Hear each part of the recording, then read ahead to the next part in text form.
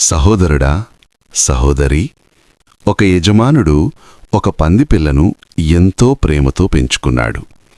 దాన్ని శుభ్రంగా ఉంచాడు, స్నానం చేయించాడు, కాని దాని స్వభావం మాత్రం మారలేదు. ఒకరోజు వాకింగ్కు తీసుకెళ్ళినప్పుడు అది బురదను చూడగానే ఆలోచన లేకుండా దానిలో పడి ఎంజాయ్ చేసింది. ఎంత శుభ్రం చేసినా దాని పాత బుద్ధి దానిని బురద వైపే లాగింది. యజమాని బాధపడ్డాడు. డాక్టర్ దగ్గరికి వెళ్ళాడు. డాక్టర్ ఒక మాట చెప్పాడు.